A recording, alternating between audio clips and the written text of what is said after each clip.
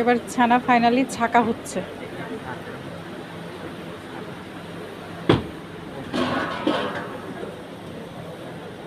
একটু জাস্ট ধুলাই নিয়ে আমরা পানিটা সরাই ফেলবো।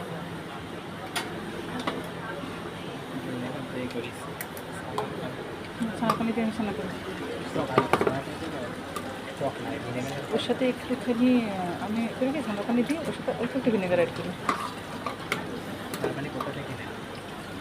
এগুলো একটু ভালো করে খেয়াল করবে আমরা কি কি করছি।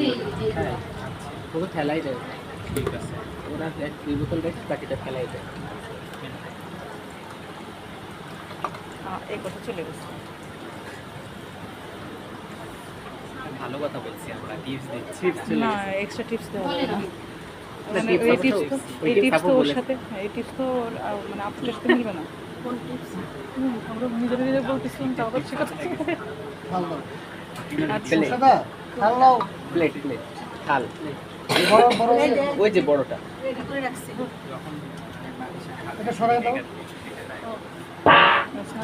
এখন হলো যে পুরোপুরি পানিটা চিপে সরাই ফেলবেন। পানি ওইটা এইটাতে ঢেলে দেন, পরে একসাথে এই পাত্রে লাগবে না। এখানে থাক, এখানে থাক, ওইটা জাস্ট নিয়ে এখানে দিবেন। বাকিটা হতে থাকুক। তার কারণ হচ্ছে ছানাটা যেহেতু গরম আছে, এই গরম ছানা যখন আপনি ফ্রিজের নিচে এই ফ্যানের নিচে রাখবেন তখন এমনিতেই ওই গরম থেকে ওই পানিটা ওই পানি সব পারো চিপে ফেলি। এখন হচ্ছে এই ছানাটা এই পর্যায়ে আপনারা এই ছানা মেখে দিবেন ফ্রিজে দেওয়ার পরে আগে ছানা মাখা বাদ রাখবেন। মানে ছানাটা কাটার পরে একটা এফোর্ট করা তো ঠিক। ছানাটা কেটে জাস্ট যতটুকু পানি ঝরানো ঝরাইয়ে নেওয়ার পরে এভাবে হাত দিয়ে ভালো করে মেখে নেবেন, গরম অবস্থাতেই মাখবেন। এই আমি কাট ক্লাস করি নাই, ওইটা পাবো গরম আছে গরম আমার। হ্যাঁ হ্যাঁ গরম চেষ্টা করবেন, একটু কষ্ট হবে, গরম অবস্থাতেই মধ্যে রাখবেন।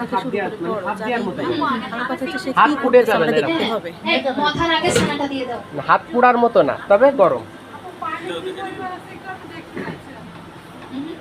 ওই যে পাঠাচ্ছি। ওই যে কয়েকজন চলে আসেন, আপু চলে আসেন। আচ্ছা এদিকেও এইটাতে করে নিয়ে যেতেন, আমি কাপ নিয়ে দাঁড়াই আছি। বিষয়টা হচ্ছে এই ছানায় যখন পানি দেওয়া হয়েছে অলরেডি এর টেম্পারেচার কমে গেছে, এই জন্য ধরতে সমস্যা হবে না। আচ্ছা, এটা হচ্ছে কেউ নিয়ে নেবেন না ছানা, কাপটা জাস্ট পাস করে দেবেন ছানার নরম একটু দেখার জন্য। এটা অত বেশি গরম না, কারণ এখানে তো পানি অ্যাড করা হয়েছে, এখানে পানি অ্যাড করার কারণে টেম্পারেচার অলরেডি কমে গেছে। হাত দেওয়ার মতো করো, হ্যাঁ হাত পড়বে। এসছে। নরমালি আমরা একদম ঠান্ডা তাক ওইটা দিয়ে মুখটা